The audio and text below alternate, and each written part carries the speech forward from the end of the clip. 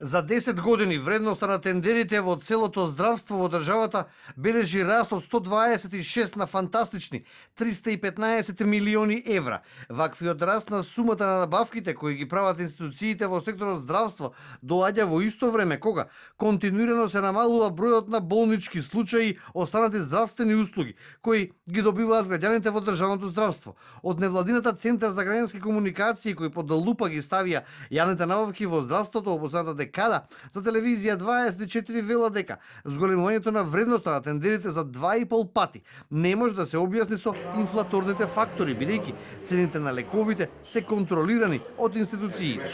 Констатиравме дека постои огромен јаз помеѓу вредноста на јавните набавки, нивниот голем скок, наспроти услугите на пациентите кои опаѓаат. Произлегува дека во овој 10-годишен период бројот на болнички случаи е намален за 14%, понатаму бројот на болнички денови за 24%, бројот на специјалистички прегледи во 55 клиники и болници е намален за 19%, што значи дека имаме секаде падови, а од друга страна имаме за 2,5 пати зголемување на вредноста на набавките. Тоа што особено загрижува во овој извештај на Центарот за граѓански комуникации е намалениот број на фирми кои учествуваат на тендерите, кои ги распишуваат здравствените институции. Податоците велат дека лани на 3373 јавни набавки се пријавила само една компанија. Тоа е доволен показател според невладиниот сектор дека бизнис секторот се повеќе губи интерес за надпревар во кој се добива државен тендер со образложение дека се претходно е договорено.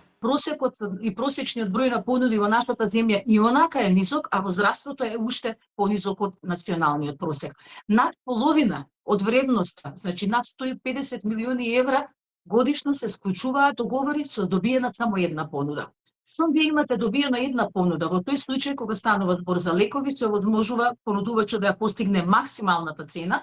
Истражувањето ги опфаќа јавните набавки во здравствениот сектор во периодот од 2015 до 2024 година. Целта е да се утврди дали растот на вредноста на јавните набавки придонел за зголемување и за подобрување на услугите во здравството или напротив. А податоците велат дека постои несразмерност што може да укаже на зголемени корупцијски ризици.